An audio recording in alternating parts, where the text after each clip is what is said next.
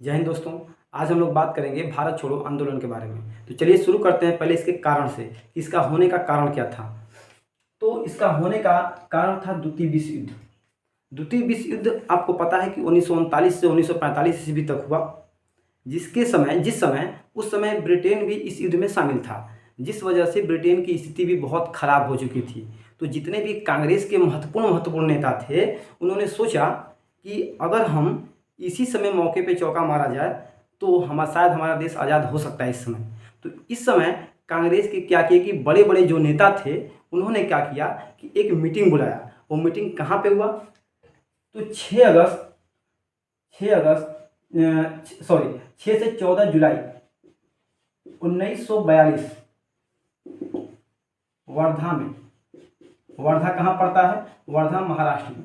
वर्धा में कांग्रेस के सभी जो बड़े बड़े नेता थे उनका एक मीटिंग बुलाया गया। इस मीटिंग में एक प्रस्ताव पास किया गया जिसका नाम था भारत छोड़ो प्रस्ताव। भारत छोड़ो प्रस्ताव, ठीक है। इस भारत छोड़ो प्रस्ताव को इसमें पास किया गया। इसके बाद यहाँ पे भारत छोड़ो प्रस्ताव पास होने के बाद 7 से 8 अगस्त 1942 ईस्वी को कांग्रेस का वार्षिक सम्मेलन हुआ। और ये वार्षिक सम्मेलन जो है बम्बई में ऐतिहासिक ग्वालियर टैंक पे हुआ। ये ग्वालियर टैंक मैदान है, वहां पे उसमें हुआ। ग्वालियर टैंक ये मैदान है, कहाँ पड़ता था? महाराष्ट्र में। अब यहाँ पे इस कांग्रेस की जो वार्षिक सम्मेलन हुआ, इसमें जो भारत छोड़ो प्रस्ताव था इसको स्वीकार कर लिया गया।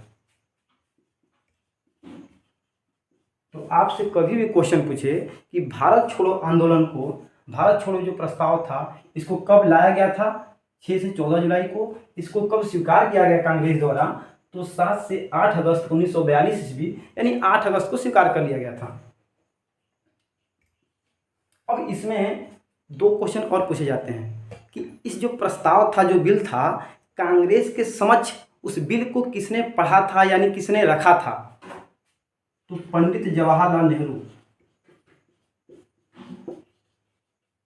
इनने क्या किया था कि कांग्रेस का जो भारत छोड़ो जो प्रस्ताव था ना, ये कांग्रेस के सामने इसको पढ़े थे और इसका समर्थन पहली बार किया था एसबीपी ने, मतलब सरदार वल्लभ भाई पटेल ने। इन्होंने प्रस्ताव रखा और सरदार वल्लभ भाई पटेल ने इसका समर्थन किया था। तो क्वेश्चन आपसे पूछे कि भारत छोड़ो प्रस्ताव का समर्थन किसने किया? तो सरदार वल्लभ भाई पटेल ने। और प्रस्ताव किसने पेश किया? पंडित जवाहरलाल नेहरू ने। अब इसके बाद 9 अगस्त को 1942 ईस्वी को इसको क्या किया गया कि भारत छोड़ो आंदोलन प्रारंभ कर दिया गया। भारत छोड़ो आंदोलन प्रारंभ कर दिया गया। अब क्वेश्चन एक रहेगा कि भारत छोड़ो आंदोलन किसने प्रारंभ किया और कहां से प्रारंभ किया? तो इस समय नाम आएगा महात्मा गांधी का। भारत छोड़ो आंदोलन महात्मा गांधी ने बंबई से शुरू किया था।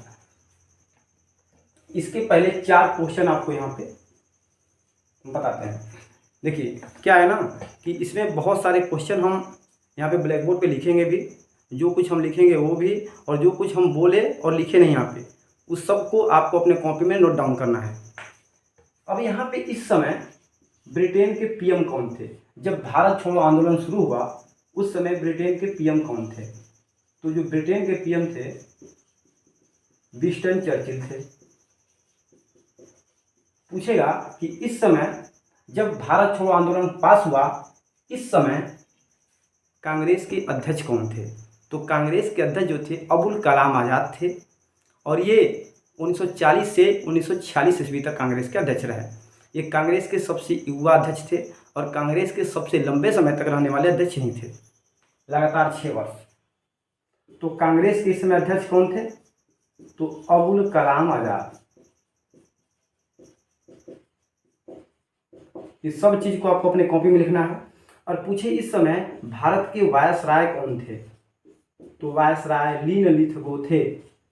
Lord Linlithgow.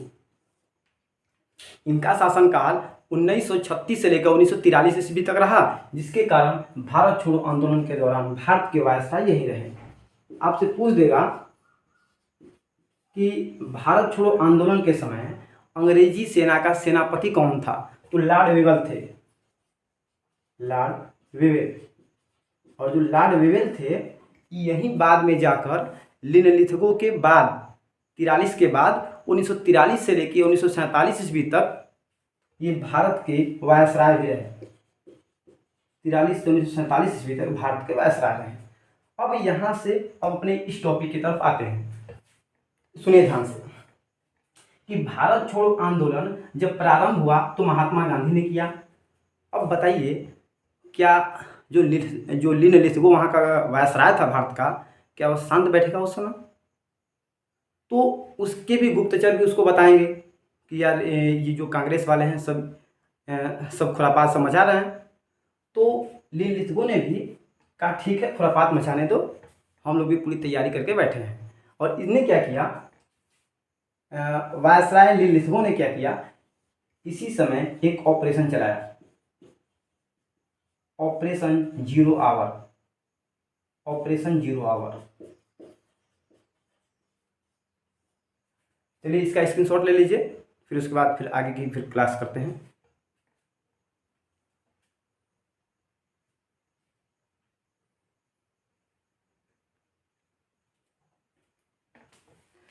आगे देखिए, तो लिनलिथगो ने क्या किया, ऑपरेशन जीरो आवर प्रारंभ किया, ऑपरेशन जीरो आवर। चलिए इसको हिंदी में लिखते हैं, जीरो आवर प्रारंभ किया। अब 9 अगस्त को भारत छोड़ो आंदोलन शुरू हो गया और इसे ही अगस्त क्रांति के नाम से भी जाना जाता है। इसी समय महात्मा गांधी ने करो या मरो का नारा भी दिया था। लेकिन आप अगर किताबों में पढ़ते हैं तो कभी कभी ये भी मिलता है कि भारत छोड़ो आंदोलन कब शुरू हुआ था, तो कभी कभी आपको 8 अगस्त भी मिलता है। तो कोई दिक्कत की बात नहीं है, और आपके ऑप्शन में 8 अगस्त और 9 अगस्त दोनों दिया है तो आप 9 अगस्त मारिएगा, अन्यथा 8 अगस्त ही दिया है तो आपको 8 अगस्त ही मानना पड़ेगा। इसके बाद आपने किताबों में ये भी देखा होगा कि करो या मरो का नारा किसने दिया था, तो महात्मा गांधी ने। लेकिन और अगर हम लोग गहराई में चलें तो ये पता चलेगा कि करो या मरो का नारा वास्तव में महात्मा गांधी का था ही नहीं। इनको पहले विचार दिया था इनका यूसुफ मेहर अली ने। यूसुफ मेहर अली एक व्यक्ति थे, इन्होंने महात्मा गांधी को करो या मरो का नारा का सुझाव दिया था, डू एंड डाई, डू और डाई। तो महात्मा गांधी ने उसे माना था, उसे अपने आंदोलन में लाया था। और चूंकि वो मतलब बहुत बड़े नेता थे तो उनका मतलब नाम फेमस हो गया, इनका नाम फेमस नहीं हो पाया। अब यहाँ पे लिनलिथगो ने क्या किया, ऑपरेशन जीरो आवर चलाया, लिनलिथगो। इसके तहत इसका मकसद ये था कि जितने भी कांग्रेस के बड़े बड़े नेता हैं जो कि आंदोलन में सक्रिय रूप से भाग लिए हैं उनको ही गिरफ्तार कर लिया जाए। न बड़े नेता रहेंगे न उतना दूर आंदोलन जाएगा, आंदोलन बंद हो जाएगा तुरंत। तो इन्होंने क्या किया कि कांग्रेस के सभी बड़े नेताओं को गिरफ्तार करने की योजना बनाई और पकड़ के जेल में बंद करने की योजना बनाई कि ताकि ये न बाहर रहेंगे न आंदोलन आगे बढ़ पाएगा। तो ऑपरेशन जीरो आवर के तहत इन्होंने क्या किया, कांग्रेस के सभी बड़े नेताओं को गिरफ्तार कर लिया, जैसे महात्मा गांधी, सरोजिनी नायडू और इनकी पत्नी कस्तूरबा गांधी।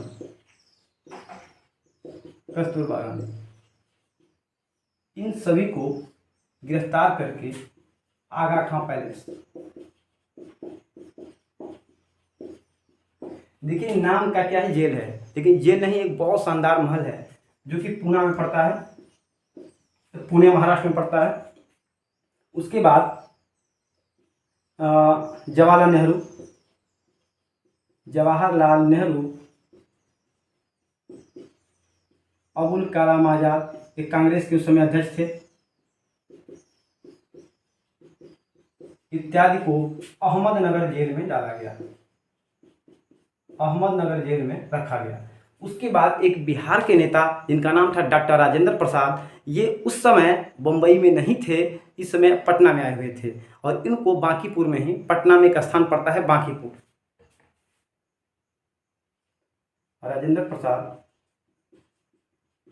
राजेंद्र प्रसाद को बांकीपुर जेल में ही इनको मतलब जेल में बंद कर दिया। किडनैप नहीं किया गया, जेल में बंद कर दिया गया। मतलब लगभग सभी बड़े नेताओं को गिरफ्तार कर लिया गया और अंग्रेज निश्चिंत हो गए कि अब तो कोई टेंशन की बात ही नहीं है, अब तो सभी नेता क्या हो गए, गिरफ्तार हो चुके। लेकिन ये जो आंदोलन था, इसमें जो द्वितीय स्तर के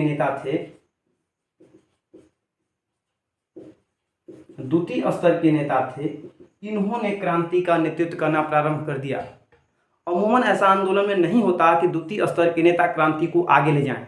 अब द्वितीय स्तर के नेता का मतलब क्या होता है, जैसे कि मान लीजिए आपने क्लास में पढ़ा है, तो क्लास में भी या कहीं पे भी 3 लेयर बटे होते हैं। पहला जो सबसे तेज विद्यार्थी होते हैं, दूसरा जो मीडियम विद्यार्थी होते हैं और तीसरा सबसे last back bencher.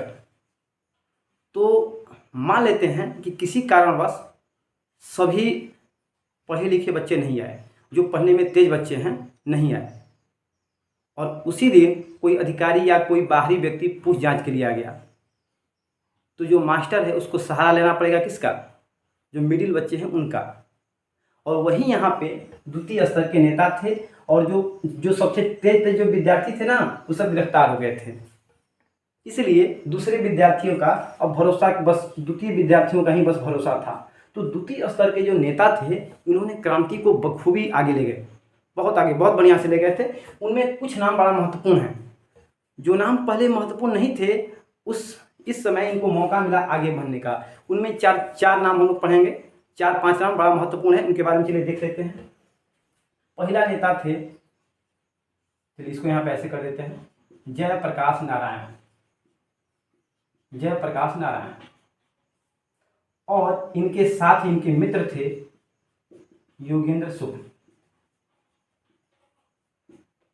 Jayaprakash Narayan Bharat छोड़ो आंदोलन के दौरान इन दोनों को हजारीबाग जेल में गिरफ्तार कर दिया गया। हजारीबाग जेल में, हजारीबाग कहाँ पड़ता है, तो हजारीबाग वर्तमान झारखंड में पड़ता है। अब यहाँ पे इनको गिरफ्तार किया गया और यहाँ से दीपावली के दिन 9 नवंबर 1942 ईस्वी को, चलिए यहाँ पे थोड़ा सा इसको मिटा देते हैं,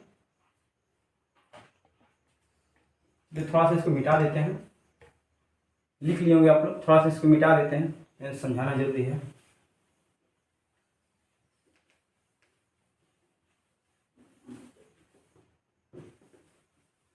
तो क्या किया, जैसे कि मान लेते हैं कि ये मान लीजिए ये बिहार का मैप है, ये बिहार का मैप है और यहीं पे झारखंड है, ठीक है। अब झारखंड में यहाँ पड़ता है हजारीबाग यहाँ पड़ता है। यहाँ पे आपको गंगा नदी बीचों बीच है, यहाँ पे गंगा नदी के इस पार है पटना के बाद वैशाली के बाद ये है मुजफ्फरपुर, उसके बाद इधर है नेपाल। तो जो हजारीबाग जेल में ये दोनों लोग बंद थे और इसके बाद इन्होंने क्या किया, 9 नवंबर को 1942 ईस्वी को दीपावली के दिन, ये क्वेश्चन पूछा हुआ है, किस दिन भागे थे, किस पर्व को, दीपावली के दिन भागे थे। यहाँ पे दीपावली के दिन भागे और यहाँ पे जयप्रकाश नारायण भागते कहाँ निकल गए, नेपाल। लेकिन जो योगेंद्र शुक्ल थे, यही मुजफ्फरपुर में अंग्रेजों ने इन्हें पकड़ लिया, पकड़ के फिर पटना जेल में बंद कर दिया। मतलब इनका कहानी खत्म। लेकिन जो जयप्रकाश नारायण थे, ये भाग गए नेपाल, और नेपाल में एक स्थान है बकरी की टापू।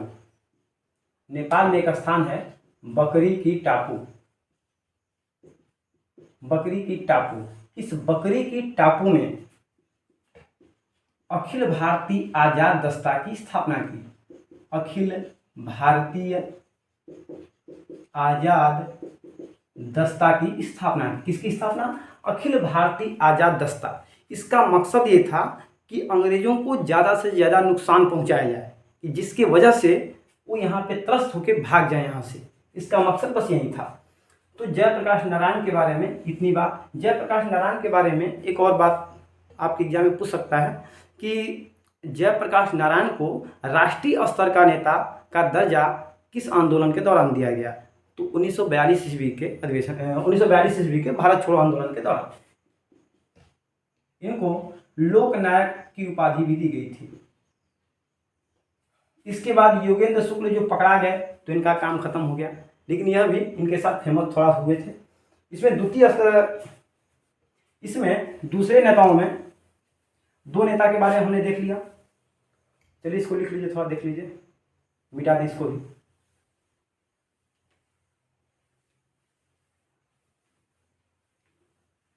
इसके बाद एक उषा मेहता थे,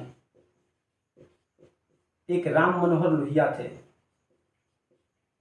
राम मनोहर लोहिया का तो नाम आप लोगों ने सुना होगा, राम मनोहर लोहिया। एक थी अरुणा आसफ अली, अरुणा आसफ अली। ये पांच नाम और उनमें से ये चार नाम बड़ा महत्वपूर्ण हुए थे। उषा मेहता उस समय भूमिगत रेडियो चलाने के लिए बड़ा मशहूर हुई थी। अब बताइए, उस समय संचार का कोई माध्यम नहीं था, लोगों तक क्रांतियों की बात पहुंचाने के लिए कोई माध्यम नहीं था। उस समय उषा मेहता ने भूमिगत तरीके से गुप्त रेडियो का प्रसारण किया। गुप्त रेडियो मतलब इस क्रांति के बारे में लोगों को बताती रही, जिसकी वजह से लोगों के मन में क्रांति के बारे में कुछ अपना जो विचार था वो जिंदा रहा। तो भूमिगत गुप्त रेडियो चलाने के लिए बड़ा मशहूर हुई थी। और इसमें राम मनोहर लोहिया थे, ये नियमित रेडियो का प्रसारण करने के लिए मशहूर हुई। इन्होंने नियमित रेडियो का प्रसारण किया, नियमित रेडियो का प्रसारण, और अपनी बातें कन्याकुमारी से लेकर मद्रास तक फैलाते रहे। कन्याकुमारी से लेकर कश्मीर तक अपनी बातों को फैलाते रहे। अब जिससे कि क्रांति और मतलब रुकी नहीं, क्रांति तेज होती चली गई। इनके बारे में एक क्वेश्चन अभी 2022 वाला जो मेंस का एग्जाम हुआ था बिहार एसआई का, उसमें पूछा हुआ था कि सप्त क्रांति किसने लाया था? तो सप्त क्रांति राम मनोहर लोहिया ने ही लाया था। सप्त क्रांति राम मनोहर लोहिया ने ही लाया था। और सप्त क्रांति का मतलब ये था कि मतलब इसमें सात चीज के बारे में, जैसे कि मान लीजिए नस्ल भेद के खिलाफ ये था, नस्ल जो कि अंग्रेज और भारतीयों के साथ बोलते थे, अंग्रेज और भारतीयों के साथ भेदभाव होता था, नस्ल भेद, नारी उत्थान, इसी तरह 7 मुद्दे थे इसमें। चलिए इसको कोई बाद में। अरुणा आसफ अली जो थी, इन्होंने अरुणा आसफ अली जो थी ये उस समय मुंबई नहीं कह सकते, बम्बई में ये क्या की थी कि कांग्रेस का तिरंगा झंडा फहराई थी। कांग्रेस का तिरंगा झंडा फहराई थी। कांग्रेस का तिरंगा झंडा भी ऐसा ही था, लेकिन उसमें क्या था? चरखा था। सिर्फ क्या था? चरखा था। तो कांग्रेस का तिरंगा झंडा फहराने के लिए मशहूर हुई। इस तरह से कांग्रेस का जो भारत छोड़ो आंदोलन है ये चलता रहा। और एक क्वेश्चन अगर आपसे यहाँ पे पूछते हैं कि कांग्रेस का नेतृत्व किसने किया, चलिए इसका स्क्रीनशॉट थोड़ा देख लीजिए इसको।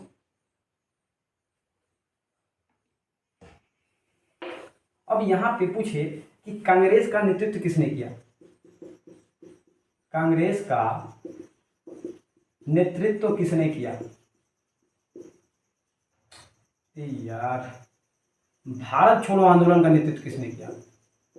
भारत छोड़ो आंदोलन का नेतृत्व किसने किया? ऑप्शन में अगर आपको महात्मा गांधी रहे,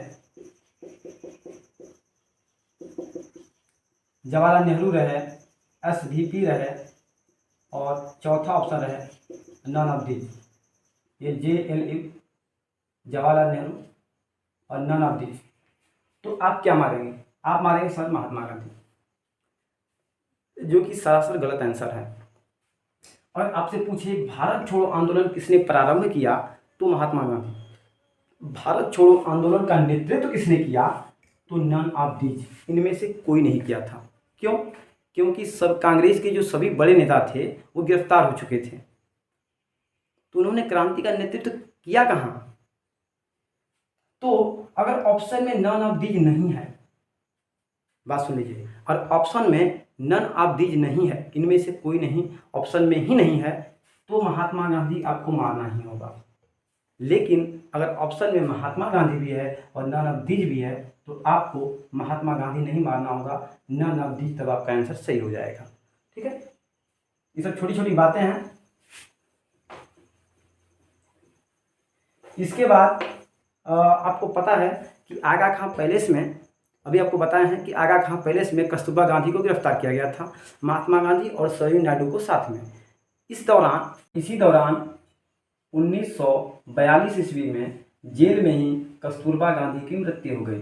कस्तूरबा गांधी की क्या हो गई? कस्तूरबा गांधी की मृत्यु हो गई।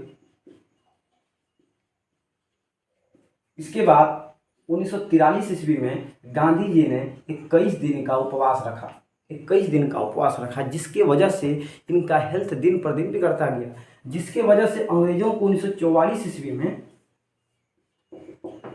इनको मजबूरी में छोड़ना पड़ा। और इसी समय विंस्टन चर्चिल जो ब्रिटेन का पीएम था, उसने एक बात कही कि हम लोग सभी जगह से जीतते आ रहे हैं और क्या हम लोग एक बुढ़े से हार मान जाएं। और इनसे जुड़ी 2-3 बातें और हैं, जैसे कि जो भारत छोड़ो आंदोलन था, इसका विस्तार या ये सबसे ज़्यादा कहाँ पे मतलब फैला, तो सबसे ज़्यादा बिहार और यूपी वाले एरिया में। बिहार में भी एक मुंगेर जिला और यूपी के बलिया जिला में सबसे ज़्यादा फैला है, बहुत भयंकर मात्रा में यहाँ पे फैला था। इसके बाद महात्मा गांधी के साथ एक अंग्रेजी पत्रकार थे, एक अंग्रेजी नहीं कर सकते, अमेरिकी पत्रकार, एक अमेरिका के पत्रकार थे, अमेरिकी पत्रकार, जिनका नाम था लुई फिशर। ये इनके साथ भारत छोड़ो आंदोलन के दौरान इनके साथी थे और इनकी इन्होंने जीवनी भी लिखी थी। इसके बाद आपको पता है कि उस समय वायसराय कौन था? Lord Linlithgow. लॉर्ड लिनलिथगो ने एक बात कही थी, भारत छोड़ो, महात्मा गांधी के भारत छोड़ो आंदोलन को राजनीतिक फिरौती की संज्ञा दी थी इन्होंने। चलिए मिलते हैं अगले वीडियो में।